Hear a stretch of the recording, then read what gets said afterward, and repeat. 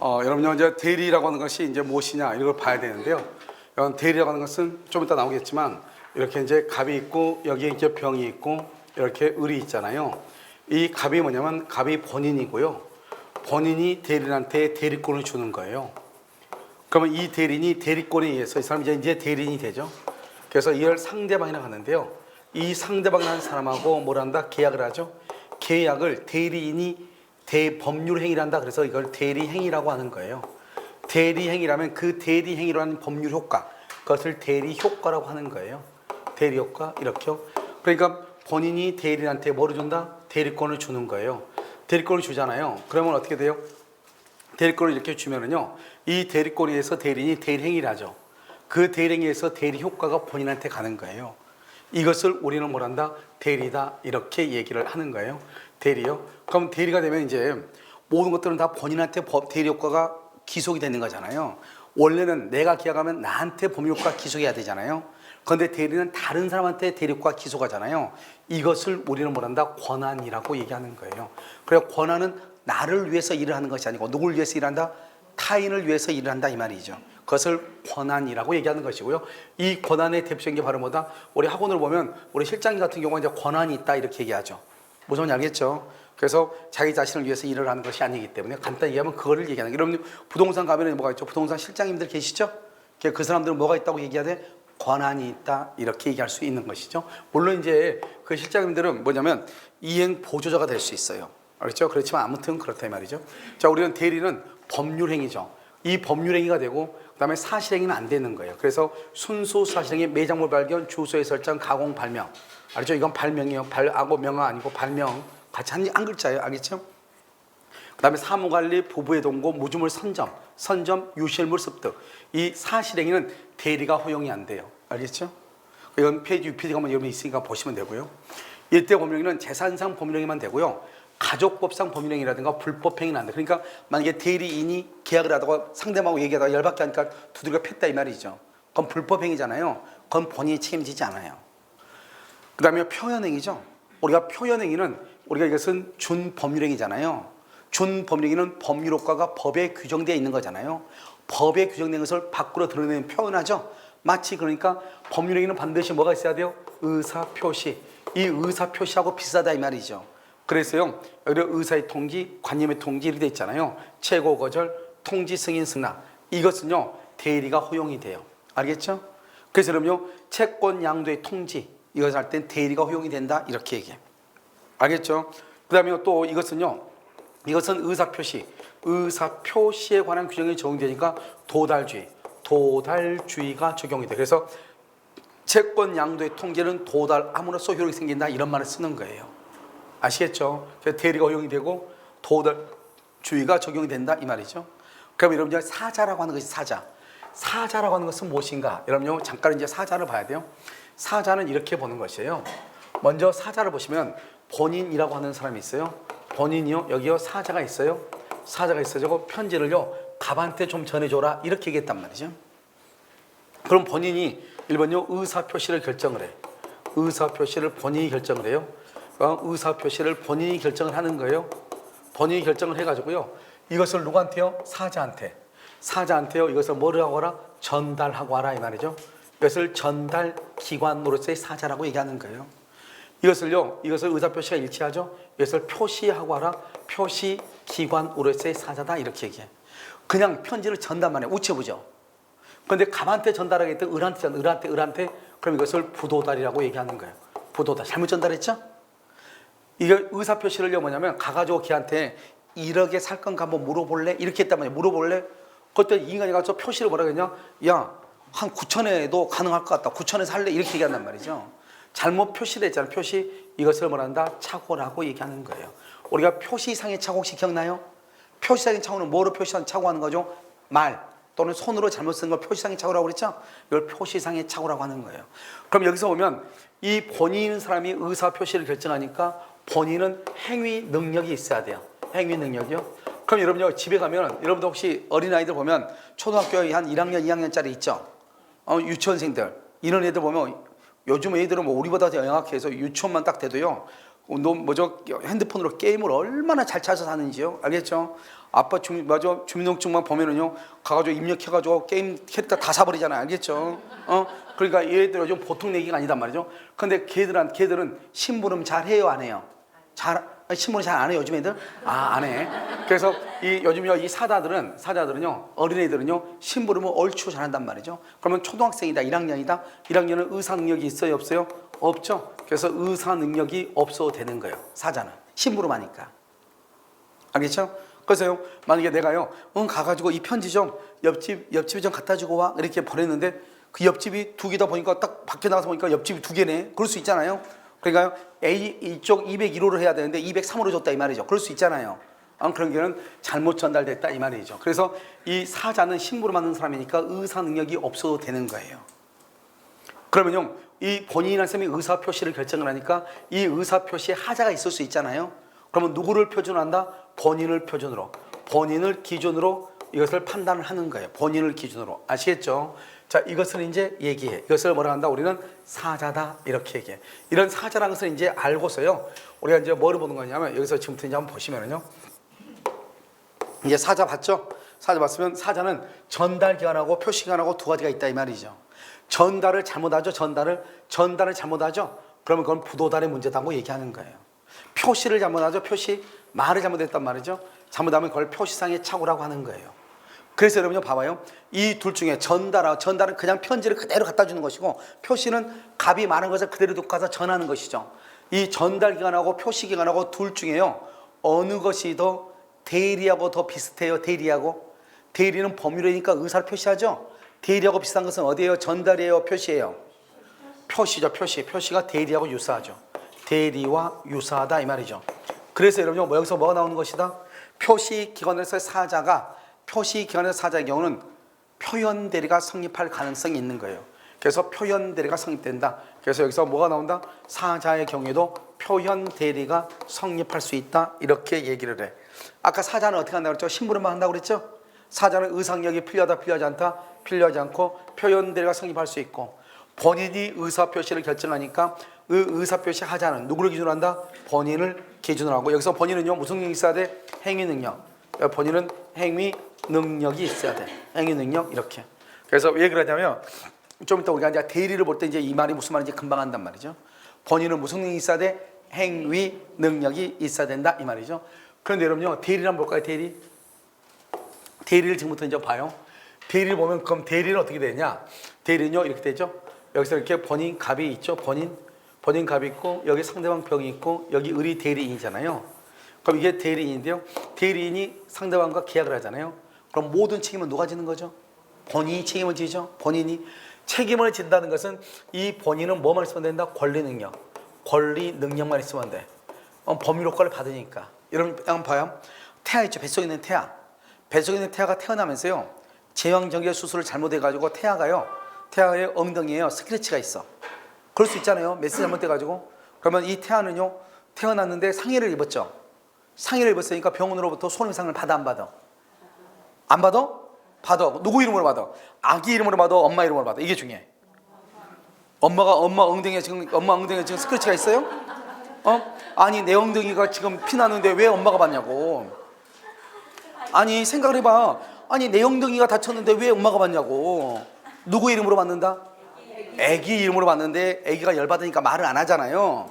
그러니까 엄마가 법정 대리잖아요. 법정 대리인이 대신 청구를 하죠. 누구의 이름으로?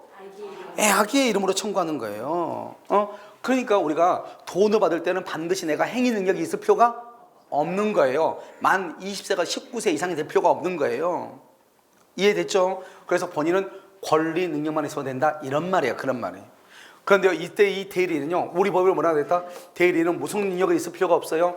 행위 능력. 행위 능력은 없어도 돼요. 그런데 무슨 능력이 있어야 돼요? 의사 능력은 있어야 돼. 아까 우리가 뭐죠? 사자는 무슨 능력이 없어도 돼요? 의사 능력이 없어도 되죠. 그런데 대리는요, 의사 능력은 있어야 되는 거예요. 그 다음에요, 여긴 대리행위 하죠. 대리행위를 이렇게 하잖아요. 대리행위를 할 때는, 그때는요, 우리가 의사표시를, 사자의 경우는 누가 의사표시를 결정을 해요? 본인이 결정을 하잖아요. 본인이요. 그런데 사자는 누가 결정을 해요? 대리인이 결정을 해요. 대리는 대리인을 기준으로 판단하는 거예요. 그래서 대리인할 때 의사표시하자. 하자는 누구를 표준으로 결정한다? 대리인. 사자의 경우는 누구를 기준으로 판단한다? 본인을 기준으로. 왜요? 모든 것을 누가 하니까요? 본인이 하니까요. 여러분 지금 이해되셨나요? 이게 차이가 있는 것이다 이런 말이죠. 이것을 여러분요 사자하고 대리인하고 차이가 있는 거예요. 그래서 여러분 기본적으로 이제 알아두고, 왜냐면 예전에 이런 것들이 모의고사 같은 게 각 한 번씩 나오니까 실제 시험에 나오기는 쉽지는 않아요. 알겠죠? 자, 그다음에요. 우리가 대리권은 누구하고 대리권이죠? 대리권은 누구하고 누구를 대리권이라고 그래요?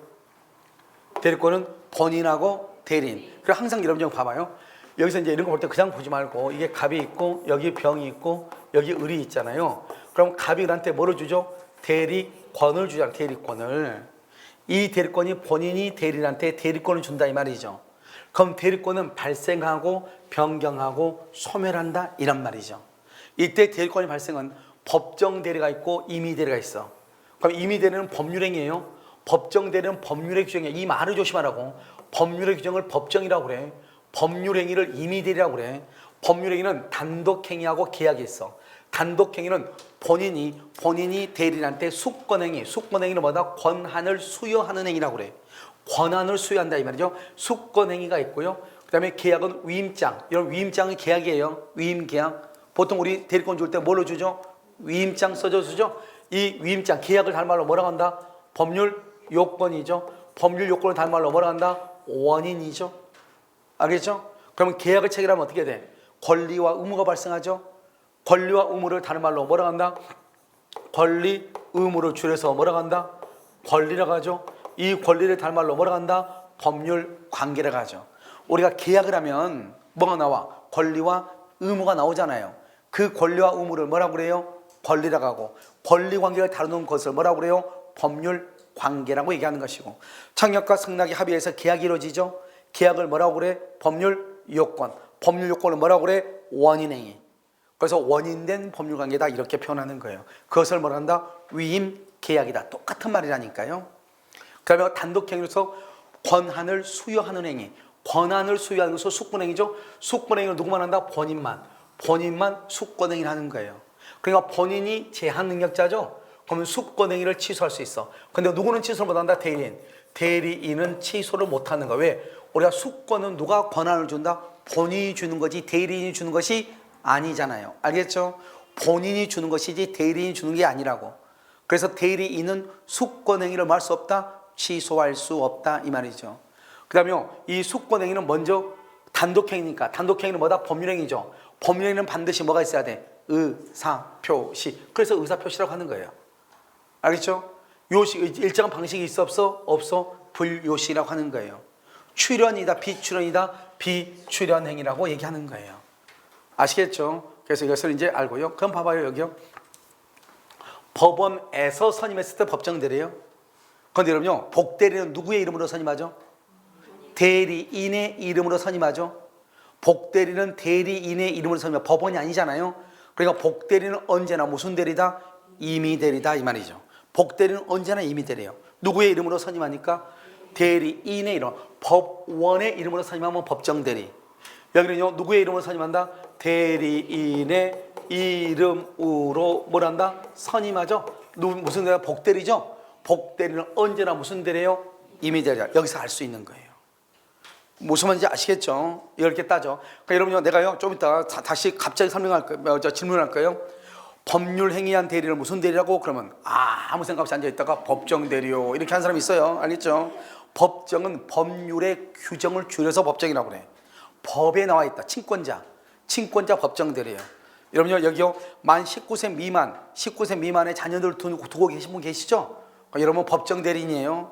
나름대로 있어. 알겠죠? 아무것도 없는 게 아니에요. 나는 주부라서 아무것도 없어요. 못 끼는 법정 대리인이에요. 무슨 알겠죠? 그래서 법정 대리다. 그것은 법률에 규정되어 있다. 법정 대리라고 하는 거예요. 그 다음에 단독행위나 계약에 의한 것을 법률행위죠. 법률행위는 반드시 의사표시가 있어야 되죠. 이 법률행위한 대리를 무슨 대리? 임의대리. 알겠죠? 법원이 선임하는 것이 아니고 대리인의 이름으로 선임하는 복대리는 무슨 대리? 임의 대리. 이해되셨죠? 그걸 먼저 알아야 된다. 그래서 그렇게 해서 대리권이 발생을 해. 그러면 이제 대리권이 법정이든 임의 대리는 갑이 을한테 대리권을 주죠? 그럼 이 사람이 이제 대리인이 되는 거예요. 대리인이 돼가지고 대리인이 병하고 계약을 해야 될 거 아니에요? 자기 멋대로 계약하면 되나요? 안 되죠. 어떻게 해야 돼요? 대리권의 범위 안에서 해야 돼. 대리권의 범위 아니다. 그러면은 본인이 책임을 져요. 대리권의 범위 바뀌다. 그러면 누가 책임을 져요? 이건 대리인이 책임을 져. 대리권의 범위 바뀌다. 그러면 대리인이 책임을 지는 거예요. 아시겠죠? 누가 책임을 져? 대리인. 범위 바뀌다. 범위 바뀌다. 그럼 누가 책임을 져요? 그건 대리인. 그래서 범위 아니냐, 범위 바뀌냐 이 말이죠. 바뀌냐. 범위 바뀌면 그건 대리인이 책임을 지는 거예요. 그래서 대리권의 범위라는 것이 아주 중요해요. 어디 부분까지 대리인이 책임을 지고 어느 부분은 본인이 책임을 질 것인가. 알겠죠? 그 다음에 이 봐봐. 대리권의 범위 안에서 대리인이 일을 했어. 그럼 누가 책임을 져야죠? 본인. 그런데 대리인이 그것을 자기를 위해서 써버려. 자기를 위해서. 그것을 대리권의 남용이라고 그래. 그러니까 대리권의 범위 아니면 무조건 본인이 책임을 져. 그런데 대리인이 자기를 위해서 사용을 해도 본인이 책임을 져. 대리권의 범위 아니니까. 그럼 본인한테는 이기겠어요? 손해겠어요? 손해겠죠? 그럼 대리권의 범위를 넓혀야 되겠어요? 좁혀야 되겠어요? 좁혀야 되겠죠? 그래서 대리권을 제한하는 거예요. 그래서 대리권의 범위가 있고 대리권의 남용이 있고 대리권의 제한이 있다 이 말이에요. 알겠죠? 그래서 대리권의 범위가 불분명하다. 118조. 자, 107조는요. 비진입 표시죠. 124조는요. 자기계약 쌍방대리금지. 이건 좀 이따 보면 되는 것이고 이렇게 해서 대리권이 변경이 되고 마지막으로 대리권이 소멸하는 거예요. 이제 대리권이 없어지는 거죠. 이 말은 소멸은 임의대리, 법정대리의 공통적으로 소멸하는 것 이 말이죠. 이 공통적으로 소멸하는 것은 본인은 사망 하나밖에 없어. 대리는 사망, 파산, 성료호경 개시. 여기는 뭐는 아니다?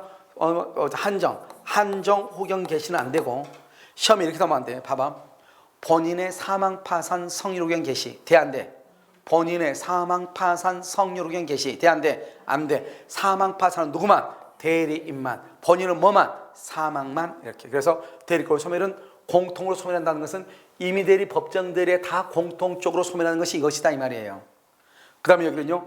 임의대리는 있고 법정대리는 없는 것이 있어. 임의대리에만 있는 것이 있어. 뭐다? 그것이 바로 법률행위죠. 숙권행위를 뭘 한다? 철회.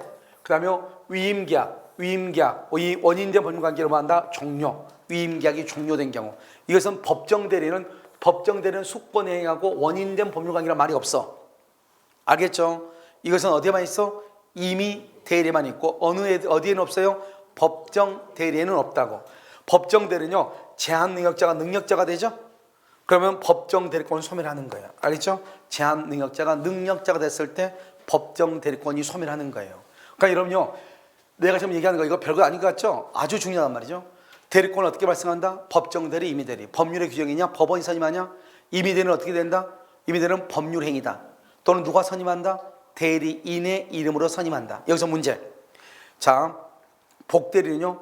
임의대리인의 이름으로 선임하면 무슨 대리다? 법정대리다, 임의대리다? 내가 말했어 지금. 법원이 선임하면 법정대리고 그 외에는 다 임의대리라고 얘기했죠. 자, 임의대리인의 이름으로 선임하면 무슨 대리다? 임의대리죠. 그러면 법정대리인의 이름으로 선임하는 복대리는 무슨 대리다? 복대리는 언제나 임의대리라고 얘기했죠. 혹시 여러분 혹시 한국말에 언제나 이런 말 잘 몰라요? 이런 말? 어려운 말이에요. 언제나. 어려운 말이야? 언제나 임의대리다. 언제나. 그러니까 법정대리든 임의대리든 대리인이잖아요. 대리인이 선임하니까 무조건 법정대리라니까. 임의대리라니까요. 법원이 선임했을 때 법정대리라니까요. 이해되셨죠? 별것 아니죠? 자, 그렇게 보시고요. 그 다음에 이제 여기를 한번 봐야 되겠죠? 이제 여기서 여러분요. 여기서 우리가 이제 여기 발생하고 소멸은 이미 다 봤죠. 발생하고 소멸은 다 봤어. 그러니까 이제는 뭐냐? 대리권의 변경, 범위, 남용, 제한 이것만 보는 거예요. 이 중에서 시험에 가장 많이 나온 게 범위예요. 지금부터 대리권의 범위를 한번 본다 이 말이죠. 여러분 대리권의 범위는요. 명확한 경우가 있고 명확하지 않는 경우가 있어요. 대리권의 범위가 명확하다. 그러면 대리권의 범위 아니다. 그럼 누가 책임져요? 본인이. 대리권의 범위 바뀌다. 그러면 누가 책임져요? 대리인이 책임을 지는 거잖아요. 이렇게 명확했을 때는. 따질 필요가 있어 없어? 없죠. 그럼 어느 경우에 대리권의 범위가 명확하냐? 대리권 범위 아니냐? 이 말이죠. 매매계약 체결의 대리권 잘 봐. 체결과 이행에 관한 것. 그 다음에 임의대리 이렇게 돼 있죠. 여기 화해나 또는 뭐랄까 포기 이게 키워드야. 체결을 하라고 했는데 해자만 안 돼요. 체결을 하라겠는데 체결과 영의 이행이죠. 체결을 하라겠는데 해자만 안 돼요. 알겠죠?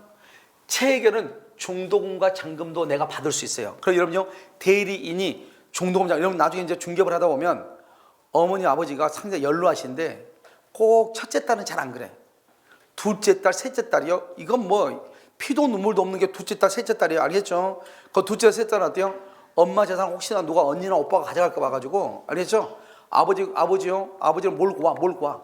모시고 오는 거 아니에요. 뒤에서 떠밀고 와가지고 빨리 지금 집 팔아라는 거죠. 그래서 계약금도 자기 통장으로, 중도금 잔금도 자기 통장으로 가져가죠. 알겠죠? 이런 경우 그러면 어떻게 될 것인가 이 말이죠. 만약에 여러분요, 대리인의 통장에다가 입금을 해도 괜찮다는 거예요. 그래서 상대방이 내 대리인의 통장에 입금해서 딸내미 이름으로, 그러면 잔금 다 집어넣었죠? 딸내미가 자기 혼자 먹고 도망갔죠? 알겠죠? 그러면 어떡한다? 아버지한테, 그 집 아빠한테 등기를 청구할 수 있는 거예요. 이해됐죠? 근데 그 딸내미가요, 그 돈을 받아서 아빠한테 줘가지고 형제들이 나눠야 되는데 자기 혼자 먹고 튀었잖아요? 그러든지 말든지 대리권을 보면은 중도금과 잔금을 수령할 수 있는 권한이 대리인한테 있다고 그랬죠? 그럼 대리인한테 있으면 모든 책임은 누가 지는 거다? 본인이 지는 거죠? 그런데 지금 대리인이 그걸 먹고 튀었죠? 그럼 어떻게 돼요? 이것은 일단 대리권의 범위 안에서 이루어졌죠? 아니니까 무조건 누가 책임을 져요? 그럼 무조건 본인이 책임지는 거예요, 본인이. 그런데 대리인 자신이나 제3자료에서 이어 사용을 했죠? 그걸 대리권 남용이라고 그래. 그러니까 대리권의 범위 안에서 행위를 했는데 그것을 대리인이 자기를 위해서 써버린 걸 남용이라고 그래. 이렇게 대리권의 남용이 있으면 원칙적으로 누가 책임져요? 본인이 책임진다니까. 대리권의 범위 아니니까. 그런데요, 상대방이, 우리 아까 비진의 표시는 원칙적으로 표시대로 효력이 있다. 비진이는 상대방이 비진이를 알았거나 알 수 있었을 때 무효한다. 비진이는 표시대로 효력이 있다. 상대방이 알았거나 알 수 있었을 때 무효한다. 이해됐나요? 그러니까 여기요, 상대방이 알았거나 알 수 있었을 때 본인이 책임을 지지 않는다면, 원칙은 누가 책임지고? 본인이. 알았거나 알 수 있었을 때, 이 말은 비진이 표시죠. 비진이 표시 규정을 유추 적용해서 본인이 책임을 지지 않을 수 있다 이 말이죠. 시험은 여기서 잘 나오죠. 자, 그러면 비진이는 아니요, 대리권 남용은 대리권의 범위 아니다. 원칙적으로 본인이 책임을 져야 된다. 그런데 대리인이 대리권을 남용하고 있다고 하는 사실을 상대방이 알았거나 알 수 있다. 그 말은 무슨 말이죠? 상대방이 이 돈을요, 대리인의 통장에 주면 대리인이 혼자 쓸 것 같대. 그럼 어떻게 해야 돼? 돈을 대리인 통장에 넣으라고 그래야 돼? 본인 통장에 넣으라고 그래? 본인 통장에 넣으라고 하죠. 그런데요, 나는 잘 모르겠으니까 니네들 알아서 하고 아무데나 넣어. 그랬더니 정말로요, 대리인 통장에 넣었더니 대리인이 써버렸어. 그런 경우까지 본인 너가 책임져라 그러면 너무나 가혹하잖아요. 그러니까 상대방이 대리권 남용을 알았다는 말이 무슨 말이에요? 이 돈을 주면은 대리인이 사용할 것을 알았다 이 말이잖아요. 그랬을 때는 대리인 통장에 입금하면 안 되는 거잖아요. 그럼에도 불구하고 입금했다 이 말이죠. 그런 경우까지도 본인이 책임을 져라. 그러면 된다 안 된다? 안 된다. 그래서 그것을 우리는 본인 책임이 없다 이 말이죠. 이것은요, 대리권의 범위 안에서 이루어지죠. 그 말은 대리권이 있었다는 거예요, 일단 없었다는 거예요? 있었다. 그러니까 무권대리란 말은 나올 수 없는 거예요. 무권대리란 말은 나오지 않아. 아시겠죠? 그러니까 대리권의 범위하고 대리권의 남용하고 같이 가는 거예요. 이해됐나요 지금? 자, 그 다음에 여기는 이제 봐요. 그러면 다시 체결될 거는 뭐다? 중도금 잔금을 수령할 수 있다. 체결뿐만 아니라 이행까지도 그럼 뭘 할 수 있다? 잔금 지급기를 연기할 수 있다. 다른 시험에 뭐가 나오냐 여기 나왔어. 매매계약의 체결의 대리권에는 잔금 지급기를 연기한다. 그럼 돼 안 돼? 안 돼. 잔금 지급기를 연결하면 이행까지 대리권을 수여받아야 돼. 이행까지. 등기까지 해주고 와라 이 말이죠. 여기까지 있을 때 잔금 지급기를 연기한다 이렇게 얘기해. 자, 임의대리는요, 우리가 대리인은 말만 하는 게 아니잖아요. 내가 봐봐. 자, 여기 본인 갑이 있고요, 여기 병이 있고요, 여기 지금 을이 있죠. 을이 있으면 대리인이요, 상대방한테 의사를 표시하죠. 이것을 능동대리라고 그래요. 상대방이 대리한테 의사를 표시하죠. 이것을 수동대리라고 얘기해요. 이걸 능동대리, 이것을 수동대리다 이렇게 얘기해요. 능동대리, 수동대리. 알겠죠? 그래서 능동대리, 수동대리 이렇게 얘기해. 그러니까 이 대리는 말만 하는 것이 아니고 말도 받아야 되는 거잖아요. 내 말 지금 이해됐어요? 그래서 이것을 우리는 잔금, 수령 대리권을 포함하는 것이고, 우리가 변호사한테 있잖아요. 변호사한테 소송하다가 안 되면 포기하세요. 그랬더니 이 인간이 진짜 포기했어. 이거 포기하라 하니까 포기한 거잖아요. 그러니까 대리권의 범위 아니다 이 말이에요. 이해됐나요? 그러니까 이것을 잘 알아야 돼. 여기서 중요한 것은 중요한 순서도 지금 써놨어. 체결은 중동과 잔금, 체결과 이행은 잔금 지급기를 연기할 수 있다. 알겠죠? 이 두 가지는 죽었다 깨나도 알고 그 다음에 밑에 두 개를 봐야 돼. 그러면 여기는요, 대리권 범위 밖은 극과 극이야. 극과 극. 이런 봐봐요. 체결이고 매도하고 예금하고 하고 입찰, 영수, 수령 이렇게 돼 있죠. 키워드가. 근데 여기는 뭐라고 돼 있어 지금요? 여기 보면 체결하고 날 때 인간 지금 뭐하고 있어? 해제 끝내고 왔죠. 매도 집 좀 팔고라 했더니 팔고 나서 돈이 있는데 싼 집 있으니까 하나 사왔어. 돼 안 돼? 안 돼. 매수하고라 했더니 가서 집 사고 다시 팔았어. 돼 안 돼? 예금 좀 하고라 했더니 예금을 담보로 대출을 받았어 인간이. 알겠죠?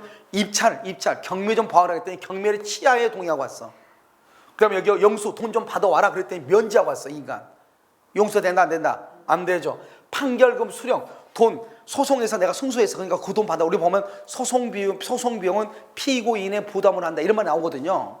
소송에 내가 승소해서 돈 받아오라 했던 가서 포기하고 왔어. 돼 안 돼? 안 돼. 포기하라고 했을 때 포기는 되지만 받아오라고 했는데 포기하면 안 되잖아요. 내가 지금 이해됐죠? 이건 암기하는 게 아니잖아요. 한번 보면 다 알 수 있는 것들, 알 수 있는 것들이죠. 자, 이런 것들은 본인에 뭐가 있어야 돼? 특별수권, 특별한 수권이 있어야 돼. 본인에 뭐가 있어야 돼? 특별수권이 있어야 돼. 특별한 수권. 무슨 말인지 알겠어요? 알겠죠? 특별한 수권이 있어야 된다 이 말이죠. 이런 걸 하려면. 그러면 대리권 범위가 불분명. 대리권 범위가 뭔지 모르겠다 이 말이죠. 그럼 어떻게 하는 것이냐? 원래 있잖아요. 보존행위는 승낙 없이 막 자기 멋대로 할 수 있어요. 봐봐요. 본인한테 다 유리한 거야. 가옥을 수선한다. 부패한 것을 처분한다. 이런 음식물 부패하고 있는데 계속 놔두면 돼 안 돼? 안 되죠. 자, 미등기를 뭘 한다? 보존 등기한다. 소멸된 것을 뭘 한다? 중단을 시킨다. 아시겠죠? 자, 이런 것들은 뭐야? 다 승낙 없이 할 수 있다. 승낙 없이 할 수 있다. 이런 말이에요. 그 다음에 여기서 중요한 것은 성질이 변하지 않아야 돼. 이용계량이죠. 예금을 인출해서 예금을 인출한다. 그럼 끝났죠. 예금은 뭐죠? 예금은 권리죠. 인출해보면 뭐죠? 돈이죠. 돈이니까 물건이 되잖아요. 그러니까 권리가 뭐로 되죠? 권리가 돈으로 바뀌었죠. 그럼 이것을 성질이 변하지 않아야 되는데 성질이 변했잖아요. 그러니까 안 돼. 예금 자체를 인출하면 안 돼. 그래서 다른 사람한테 빌려주는 것도 안 되고 주식으로 사는 것도 안 되고 로또 사는 것도 안 되고 형질 변경 안 돼. 형질 변경도 안 된다. 그런데요, 다른 시험에 뭐가 나? 다른 시험에 이렇게 나왔단 말이죠. 감정평가사 시험에요. 계량행위가 났단 말이죠. 그럼 이용하고 계량을 봐봐. 이용. 뭐가 이용이고 뭐가 계량인가? 본인이 대리한테 돈 1억을 맡겼어. 1억을 맡겼는데 이것을 대여를 했어. 대여하면서 이자를 받았어. 맡겨. 그런데 이 사람이요, 무이자예요. 무이자로 1억을 빌려줬어. 본인이. 그런데 대리인이 이자를 받았어. 이자를 받았다 이 말이죠. 자, 이러면 1억이라는 게 있잖아요. 이 1억이라고 하는 채권이 있는데요. 이 1억을 나한테 보관시켰단 말이죠. 그것을 내가요, 다른 사람한테 빌려줘가지고 이자를 받은 경우가 있고, 본인이 무이자로 돈을 빌려준 거예요. 내가 대리인이 오늘부터 이자를 받았어. 이자를 내라고 했어. 그럼 이것이 어느 것이 이용이고 어느 것이 계량이에요? 이 어느 것이 이용이고 어느 것이 계량이에요? 여러분요, 무당 차린 거 아니죠? 아무개나 찍신하지 마시고, 알겠죠? 생각을 해. 이용하고 계량이란 말이 무슨 말이냐? 계량은 현재보다 좋게 하는 걸 계량이라고 그래. 지붕, 계량. 지붕 현재 있어 없어? 지붕 계량, 초과 지붕을 기와 지붕으로 지붕 계량. 지붕 현재 있어 없어? 있는데 다른 것이죠? 그러니까 무이자를 뭐로 바꿨어? 이자로. 그걸 계량이라고 그래요. 알겠죠? 그렇잖아요. 돈을 빌려줬는데 무이자인데 이자로 바꿔라. 이자로 바꿨다 이 말이죠. 초과 지붕을 기와 지붕으로 바꿨다 이 말이죠. 구식이요. 구식 부엌을 신식 부엌으로 바꿨다 이 말이죠. 그걸 계량이라고 그래. 됐죠? 우리 보면요. 자연인들 다 대부분 보면 다 앉아서 불 때는 거, 가마솥 이런 거잖아요. 그래서 입식으로 바꿨다 이 말. 그걸 계량이라고 그래. 됐죠? 그 다음에 1억 원을 맡겼는데요. 이것을 다른 사람한테 빌려주고 이자를 받았어. 그래서 이용했다고 그래. 됐나요? 그러니까 이런 것은 이용이고 이건 계량이란 말이죠. 그래서 이것을 이용 계량을 할 때는 성질이 변하지 않아야 되는데 처분은 안 된다 이 말이죠. 처분은. 아시겠죠? 임대차는 관리행위예요. 그런데 여기다가 저당권 설정이나 전세권 설정하죠. 저당권이나 전세권 설정은 이것은 물권행위예요. 물권행위는 무슨 행위예요? 처분행위죠. 그래서 처분행위는 안 되는 거예요. 그래서 안 돼. 그냥 내가 임대 주는 건 되는데 전세 주는 건 안 되는 거예요. 둘 다 뒤집어 자는 건데 둘 다 뒤집어 자도 달라. 임대는 뭐다? 임대는 채권행위. 전세는 뭐다? 물권행위. 다르다고. 그러니까 저당권이라든가 전세권을 주는 것은 물권행위로서 처분행위예요. 그러니까 그것은 안 되는 것이에요. 이해되셨죠? 지금 말이 다르다고. 그러니까 여러분요, 성질이 불분명할 때. 근데 시험에는 어떻게 나오냐? 이렇게 나와. 자, 시험에는 어떻게 나오냐? 이렇게 나온단 말이죠. 여러분 시험에는 여기 다 지워도 되죠? 자, 시험에는 어떻게 나오냐면 내 말이 지금부터 이건 말장난이니까요. 이걸 가지고 모른다 그러면 이건 용서가 안 되는 거죠. 자, 봐봐요. 대리권의 범위가 불분명하죠? 대리권의 범위가 불분명할 때는 보존행위와 성질이 변하지 않는 범위에서 이용하고 계량행위. 보존행위와 성질이 변하지 않는 범위에서 이용하고 계량행위만 할 수 있다. 만 할 수 있다. 맞아, 틀려? 여기는요. 그러면 성질이 변하지 않는 범위 내에서 성질이 변하면 보존행위만 할 수 있다. 그럼 맞아, 틀려? 성질이 변하지 않아서 이용 계량행위만 할 수 있다. 그럼 맞아, 틀려? 이용 계량행위를 할 수 있다. 그럼 맞아, 틀려? 보존행위를 할 수 있다. 맞아, 틀려? 이게 시험에 나온다 이 말이죠. 알겠죠? 그럼 이제 어떻게 되는 것이냐? 여기서요. 여기서 보시면 여기서요. 우리가 이 전체를 더해. 이 전체를 더해. 그래서 보존하고 이용 계량행위만 이렇게. 보존하고 이용 계량행위만 이렇게 하는 거예요. 알겠죠? 보존행위와 이용 계량행위 다 쓸 때는 만 이렇게 쓰는 거예요. 그런데 여기는요. 이용 계량행위만 그러면 안 되는 거예요. 보존행위, 여기 보존행위만, 여기네, 보존행위만 그러면 안 되는 거예요. 알겠죠? 여기 이용 계량행위를, 이용 계량행위만, 여기는 만 이건 되는 거예요. 알겠죠? 그 다음에 여기요, 이용 계량행위를 이걸 되는 거예요. 보존행위를 이게 되는 거예요. 알겠죠? 그러니까 이걸 가지고 이제 문제가 나와. 그럼 어떻게 이걸 정리할 것인가? 뭐 정리를 뭐 해요? 아는 것은 국어 문법밖에 없는데요. 알겠죠? 그러니까 이것은 우리가 이것은 민법이 아니고 이것은 표를 볼 줄 아느냐 모르냐 이걸 묻는 거잖아요. 지금요. 그럼 이걸 어떻게 하느냐? 이렇게 하죠. 여기 보존행위하고 보존행위하고요. 플러스 이용 계량이죠.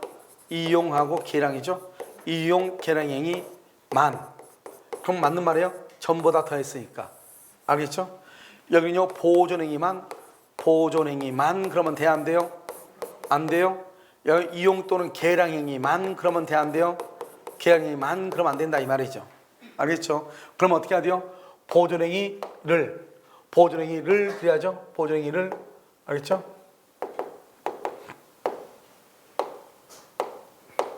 자, 여기요. 보존행위를 그럼 맞아, 틀려요? 맞아요. 계량행위를 그럼 맞아, 틀려요? 맞는다 이 말. 이것만 알면 돼.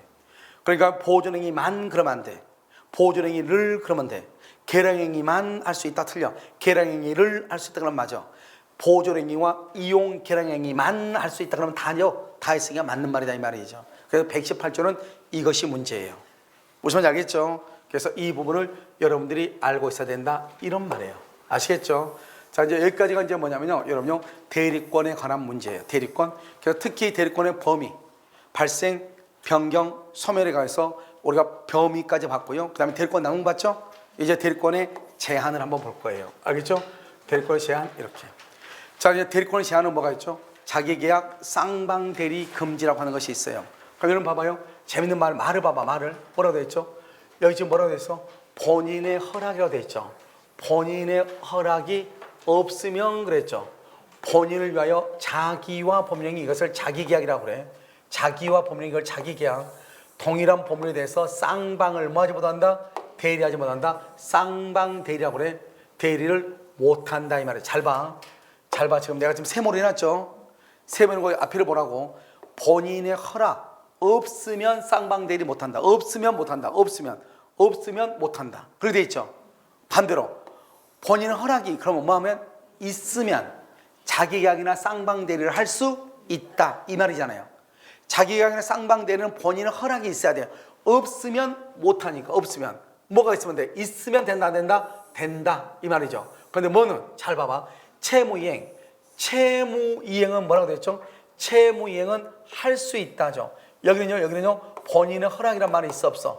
본인의 허락이라고 하는 말이 있어 없어? 없잖아요. 본인의 허락이 없어도 채무이행은 할 수 있다 이 말이에요. 그러니까 자기계약 쌍방대리를 할 때는 허락이 있어야 돼. 없으면 못해. 알겠죠? 그런데 채무이행은 본인의 허락이란 말이 지금 있어 없어? 없잖아요. 없어도 할 수 있다 이 말 아니에요. 이게 원칙이라고요. 이해됐나요? 자, 그럼 여기 다시 한번 볼까요? 여기요. 여기 이제 다시 한번 보시면 여기요. 우리가 이제 여기 원칙을 한번 보셔요. 여기 보시면 원칙적으로 우리가 계약을 할 때 어떻게 해요? 갑하고 병하고 을이 있죠?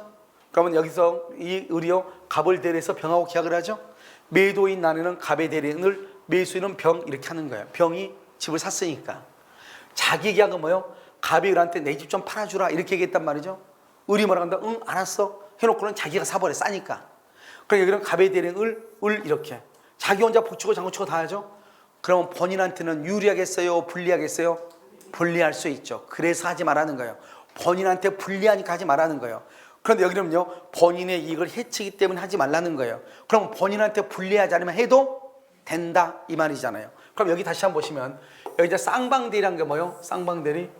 지금요 여기요, 여기 미국으로 이민을 갈 사람이 집을 하나 팔아달래. 미국에서 우리나라에 귀국하는 사람이 집을 하나 사달래. 서로가 서로가요 집을 하나 팔아달라 사달라고 대리권을 준 거예요. 대리인한테. 그러면 이 사람은요 두 사람을 대리할 수 있잖아요. 그런데 만약에 쌍방대리 하는데 만약에 을이요 갑하고 친한 친구야. 그러면 싸게 팔겠어 비싸게 팔겠어? 자기 혼자 하니까 비싸게. 이 사는 사람이 자기 친구야. 그럼 싸게 사겠어 비싸게 사겠어? 싸게. 그러니까 누군가는 손해를 볼 수밖에 없다 이 말이죠. 그러니까 하지 말라는 거예요. 여기는요 갑의 대리인 을, 병의 대리인 을, 갑의 대리인 을, 병의 대리인 을 이렇게 얘기하는 거예요. 그러니까요 대리인 혼자서 붙이고 장구치고 다 하죠. 그러니까 안 된다 이 말이에요. 누군가는 손해를 보니까 이런 말이죠. 여러분 지금 무슨 말 이해됐어요? 자, 그러면 이제 여기서 이제 우리가 자기계약 쌍방대리를 잠깐 한번 보시면요 어떻게 되냐 이렇게 되죠. 자, 자기계약 쌍방대리를 못하게 한 이유가 뭐예요? 뭐다? 본인의 이익을 해치기 때문이다 이 말이죠. 그럼 본인의 이익을 해치지 않으면 되겠죠? 이거 봐봐요. 아버지가 미성년자인 아들을 대리해서 아들한테 증여를 해. 그러면 아버지가 아들을 대리해. 미성년자니까 아버지가 아들을 대리한단 말은 법정 대리다 이 말이잖아요. 그러면 아버지가 아들한테 대리해서 아들한테 증여를 하면은 아들이 본인이잖아요. 본인은 이익이에요 손해예요? 이익이죠. 뭐가 하나 생겨요? 집이 하나 생기죠? 그럼 본인한테 이익이니까 자기 계약이지만 본인한테 유리하니까 유효다. 누구한테요? 본인에게 유리하니까. 본인에게 뭐라니까? 유리하니까 유효다 이 말이죠. 본인한테 유리하니까. 그런데 여기요 입찰이죠. 입찰은 뭐죠? 부동산 경매죠. 부동산 경매에서 동일 물건 하나의 물건인데요 두 사람 이상이 대리, 두 사람 이상부터 이상의 대리 됐어. 뭐냐면 집이 지금 이게 하나 나왔거든요. 집이 하나 경매가 나왔는데 갑도 이것을 경매받아 달라고 하고 자기한테, 을도 자기한테 경매받아 달라는 거야. 병한테. 그러니까 병 혼자서요 건물은 하나인데 누군가한테 경매를 받아주면은 다른 사람한테는 경매를 받을 수 있어 없어? 없잖아요. 이해됐죠? 그러니까 이것을 뭐라 한다? 이것은 판례가 무효라고 그래서 무권대리 그러면 안 돼. 우리가 아무 말이 없이 무효 그러면 확정적 무효를 얘기해. 확정적 무효. 알겠죠? 확정적 무효. 근데 무권대리는 뭐다? 유동적 무효예요. 그래서 무권대리는 유동적 무효이기 때문에 확정적 무효하고 유동적 무효하고 다르잖아요. 내 말 지금 여러분 이해됐어요? 자, 그 다음에 4번은요 본인의 승낙이죠. 본인의 승낙이 있으면은, 그래서 사채 알선업자. 여러분 사채 알선은 여러분 사채 알선 그러면 중개예요. 여러분 사금융 이런 것도 여러분요 다 중개에 등록을 해야지 할 수 있어요. 사채를 알선하면 이쪽이요 쩐지로부터 돈 받고요. 그다음에 돈을 빌린 사람한테 돈 받아. 보통요 3% 이내에서 수수료를 받아요. 1억이면 얼마를 받는다? 300만 원 정도를 받아요. 그러니까 중개보다 훨씬 낫죠. 사채 중개 있죠. 사채 있죠. 사채 중개 수수료가요 보통 3% 정도 돼요. 알겠죠? 급한 사람한테는 10%예요. 알겠죠? 그러니까요 이것도 다 사채는 뭐냐 사금융 중개업자라고 딱 나와 있어. 알겠죠? 명함에 보면 그 사람들은 등록을 하고 하는 거. 우리가 똑같이.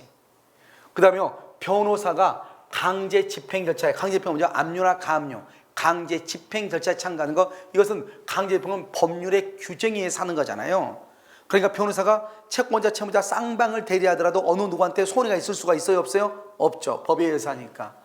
자, 그다음에 우리는 본인의 승낙이 있어야 돼, 없어야 돼? 없이도 뭐를 할 수 있어? 채무이행. 아까 채무이행 할 수 있다고 그랬죠? 그런데 아무리 채무이행해도 안 되는 것이 있어. 안 되는 것. 안 되는 것이 있다고. 반드시 본인의 허락이 있어야 되는 것이 있어. 본인의 허락이 있어야. 그게 바로 뭐다? 대신 물건으로 변제한다. 대물변제. 알겠죠? 제가요 지난주 수요일 날이요 대물변제 계약서를 하나 써줬단 말이죠. 그래서 한 사람이요 땅을 여기저기 가지고 있는데 현재 그 땅은 가치는 별로 없어요. 알겠죠? 근데 이 사람이 돈을 빌렸는데 자기 남편이 죽으면서 자기 와이프를 보증인으로 세워놓고 죽었어. 뭐 그런 사람이 있나 모르겠어요. 아무튼 그래가지고 이 사람이요 자기 남편이 뭐 어디서 무슨 돈을 빌렸는지 모르니까 그냥 이거 그냥 다 가져가고 나한테 더 이상 묻지 마라. 이렇게 좀 써달래. 그래가지고 그걸 이제 써줬단 말이죠. 그래서 이걸 가지고 딱 끝낸다. 만약에 그 단서를 달았죠. 만약에 차후에 다시 또 민사상, 형사상으로 소송을 제기하거나 그것을 요구할 때는 그때는 내가 줬던 대물변제 있죠. 그것을 나한테 다시 채무 자체는 없어지고 대물변제로 손해배상으로 나한테 다시 이전 등기해 주기로 한다. 이렇게 써왔단 말이죠. 그래서 썼던 저쪽에서 이게 뭐냐고 물어보더래요. 그걸 왜 물어봐 그 사람이. 자기가 그런 짓 안 하면 되지. 그렇잖아요. 이건 먹고 퉁치기로 했잖아요. 대신 물건으로 변제하고. 그랬으면 됐지. 자기가 위반할 때는 다시 등기를 나한테 줘야 된다. 채무는 없는 걸로 하고. 이렇게 해서 내가 이제 손해배상 예정으로 해서 썼거든요. 그랬더니 저쪽에서 얘기를 하더란 거예요. 이게 무슨 말이냐.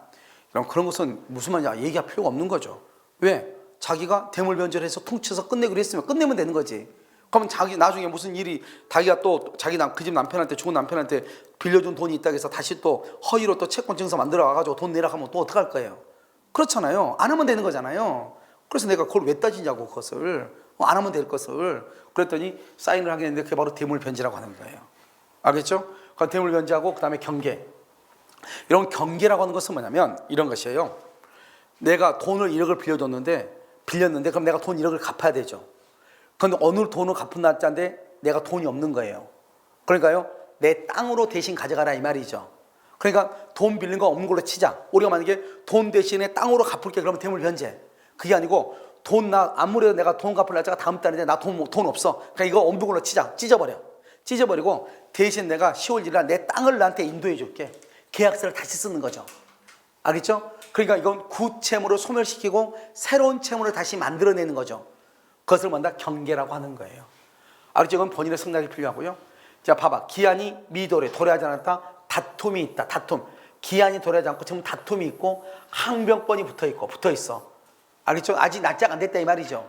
이런 경우는 본인의 허락이 있어야 돼. 그러니까 여러분 시험에 여기서 하려고 이게 기한 미도래를 기한이 도래한 채무 이렇게. 기한이 그러니까 조심하라고. 만약에 기한이 도래한 채무이행. 채무이행은 본인 승낙 필요하다 필요하지 않다. 본인 승낙의 필요가 없다 이란 말이죠. 알겠죠? 기한이 도래한 채무를 이행할 때는 기한이 도래하지 않았다 이 말이에요. 알겠죠?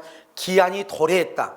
그것은 본인의 승낙이 필요 없다 이란 말이죠. 아시겠죠? 됐나요? 자, 그럼 여기 봐 이제. 여기는요 우리가 이제 원칙적으로 할 수 있는 것 이렇게 이제 해놨잖아요. 여기 보시면 뭐가 되어 있다?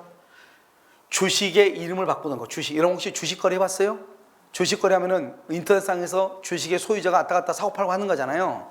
그러니까 그것은 자기 계약이거든요. 그것은 유효가 돼요. 법무사. 여러분 법무사 대표적이죠? 등기할 때 등기. 여러분 법무사가 등기할 때 어떻게 하죠?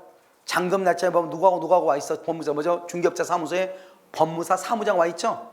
그래가지고 어떻게 한다? 법무사 사무장이 매도인의 등기소리하고 매수인 등기소리를 가지고 와서 자기 혼자 등기해. 매도인과 매수인 쌍방을 대리한다 이 말이죠. 그런 등기 신청행위 이것은 유효가 되는 것이에요. 무슨 말인지 알겠죠? 유효가 된다 이렇게. 지금요 제가 이제 아는 사람이 1억 6천만 원, 1억 6천만 원의 근저당권을 가지고 있어요. 1억 6천. 그러니까 최대 경매되면 이거 1순위야 1순위인데요. 실제로 여기에 채무가요 8,500밖에 안 돼요. 8,500. 그런데 이 사람이 지금 사망을 했어요. 근데 알고 있는 사람이 몇 사람? 두 사람이 돼요. 두 사람. 그럼 이런 채권은 1억 6천이고. 근데 지금 이 사람이 지금 경매를 청구했어. 그러니까 한 사람이 이 사람의 8,500을 갚고 자기가 1억 6천의 근저권을 자기한테 가져오려고 해.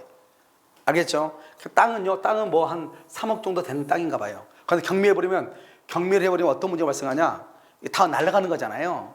그러니까 경매를 치하를 시켜야 되는데 경매를 치할 사람을 찾고 있어. 알죠? 8,500만 갚으면 1억 6천짜리 내가 갖는 거예요. 그러면 얼마죠? 7,500 정도 내가 먹는 거죠.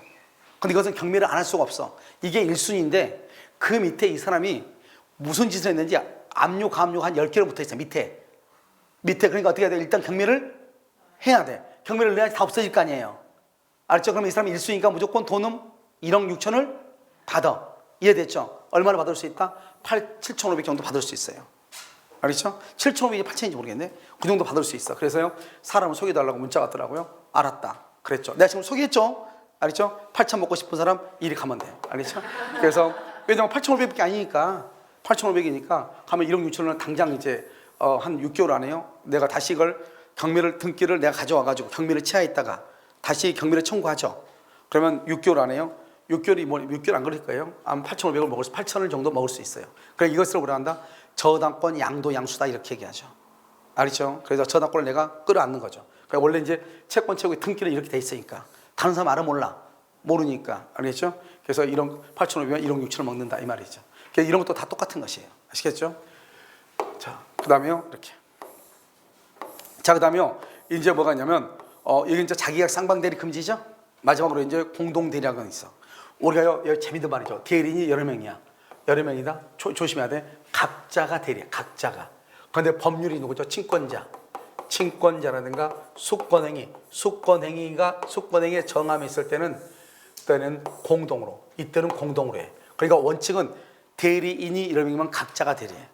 대리인이 여러 명이다. 공동대리라면 큰일 나. 각자가 대리해. 법률에 규정이 있으면 공동으로 대리할 수 있어. 아시겠죠? 원칙은 무슨 대리다? 각자 대리다. 이 말이 중요해. 그럼 여기 이제 공동대리라고 되어 있죠?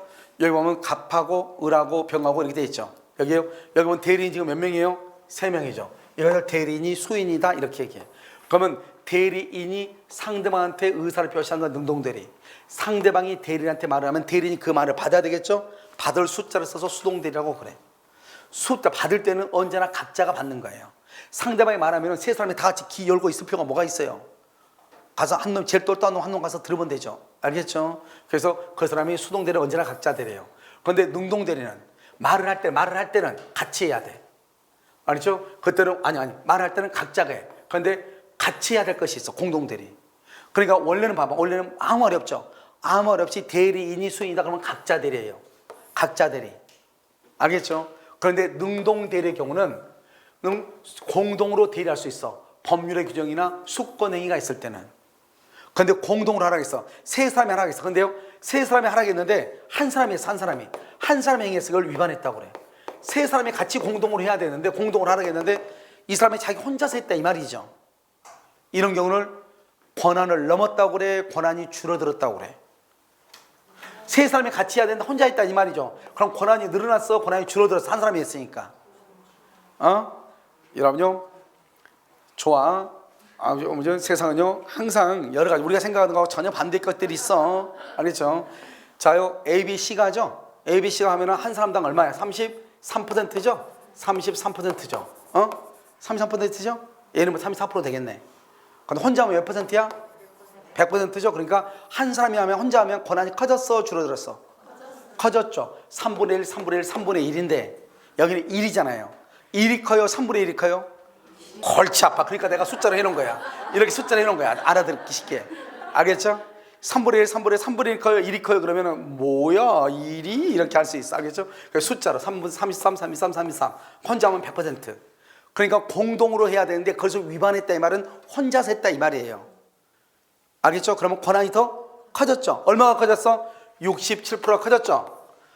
그럼 67%는 이 사람 혼자 했어. C가 혼자 했어. 자기는 33%인데. 알겠죠? 67%가 커졌죠. 이 67%에 대해서는 대리권이 있어 없어? 없죠. 그래서 무권 대리라고 하는 거예요. 그래서요, 공동 대리를 위반하면 무슨 대리가 된다? 무권 대리가 된다. 이런 말을 쓰는 거예요. 여러분 이해되셨죠? 세상에서 제일 착하게 강의하고 있죠 지금. 알겠죠? 그래서 공동 대리를 위반하면 무슨 대리가 된다? 무권 대리가 된다. 그러면 자, 지금부터 이제 우리가 결론 한번 봐봐. 여러분들 이제 무슨 말인지 아는지. 여기 있을 건데 어디 표가 없나? 아, 여기 있네. 여기 참고. 참고 있죠? 여러분 대리권 남용은 대리권의 범위 안에서 이 말이죠. 그럼 대리권이 있는 거예요, 없는 거예요? 있는 거잖아요. 대리권 범위 내 그러니까 여기서 무권 대리가 아니야. 조심해야 돼. 그런데 여기 공동 대리를 위반하면 무슨 대리가 된다? 무권 대리. 자기계약 쌍방 대리 위반하면 무슨 대리다? 무권 대리. 그런데요 대리권 남용은 대리권의 범위 안에서 행위를 하죠. 그러니까 무슨 대리? 무권 대리가 아니다. 알겠죠? 그래서 여러분 이런 말이 나올 수 있단 말이죠. 대리권 남용의 경우는 무권 대리가 된다. 그러면 돼, 안 돼? 안 돼. 아, 여기서 문제? 그러면 대리권 남용은 표현 대리는 된다, 안 된다? 표현 대리는 될 수도 있다. OX. 표현 대리가 성립할 수 있다. OX. 대리권을 남용하면 표현 대리가 성립할 수 있다. OX. OX. 표현 대리가 성립할 수 있다. 이런 봐봐. 자, 봐봐. 자, 대리권이죠? 대리권. 대리권이 있느냐, 없느냐? 있어요, 무슨 대리? 유권 대리. 없어요, 무슨 대리? 무권 대리. 무권 대리 속에 좁은 의미의 무권 대리가 있고 또 무슨 대리가 있어? 표현 대리. 표현 대리는 무권 대리에 속하는 거예요. 표현 대리는 무권 대리에 속하는 것이라고. 무슨 말인지 알겠죠? 그러니까 대리권 남용은 대리권이 있다는 거죠. 그래서 유권 대리 일종이죠. 그러니까 무권 대리나 표현 대리는 성립할 가능성이 있다, 없다? 없다. 무권 대리 속에 무슨 대리가 들어있어? 표현 대리가 들어있잖아. 이 속에 들어있죠. 그러니까 대리권을 남용하면 무권 대리나 표현 대리는 성립될 수가 없다. 이렇게 해야 돼. 뭔데? 대리권이 있으니까. 있으면 무슨 대리 일종이다? 유권 대리 일종이고 자기계약 쌍방 대리를 위반하거나 공동 대리를 위반하면 무슨 대리가 된다? 무권 대리가 된다. 이런 말이죠. 알겠죠? 세상에서 제일 쉬운 게 민법이다. 금방 알 수 있죠. 알겠죠? 이렇게. 자, 이제 여기서 이제 우리가 뭘 보냐? 이제 대리 행위라고 하는 것은 뭐죠? 잠깐 쉬었다 그러면요. 대리 행위까지 하고요. 우리가 문제풀이 하도록 그렇게 하겠습니다. 알겠죠? 잠깐 쉬도록 하겠습니다.